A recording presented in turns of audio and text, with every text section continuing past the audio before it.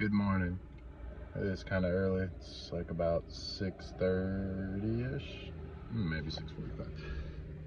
But anyway, just another dude talking in his car right now, right before work.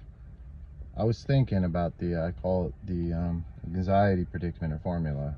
And so when I was driving today, I've always thought about this. I used to teach a cognitive behavioral therapy to a group. A lot of these people were recovering addicts, homeless and whatnot. And so, I'm not going to read straight from the curriculum because, no one wants to hear that when they're detoxing.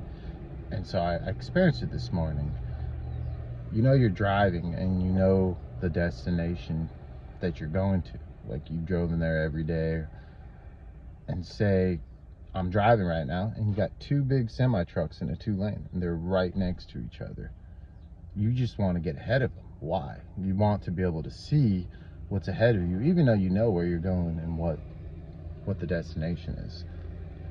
And so, even me, I know that concept. I was like anxious. There's these two big trucks and I'm like, I just want to get ahead of them, even though I always arrive to work early.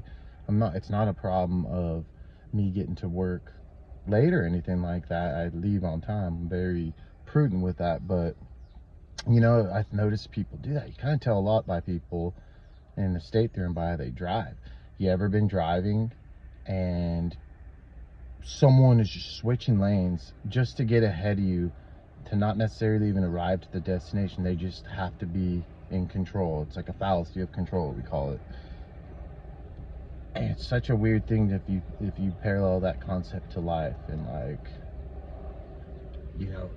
if you have a vision, if you're working towards something, we want to see ahead of us. We want to be in control. We want to, it's God bless those who actually have the destination of where they want to get. It took me years. I'm kind of striving towards that now, but it's a human folly we all have. It's like those two trucks. It's like we know where we're going. We're heading that way, but they're working as barriers. And obviously that's kind of frustrating. And then once we get ahead of them, there's going to be other barriers. Someone's going too slow. They're just on their own path. They may not be in a hurry. Maybe they just got a ticket. Whatever it may be, they may just be going the speed limit most of the time. But if you're blessed enough to have a vision somewhere to strive towards,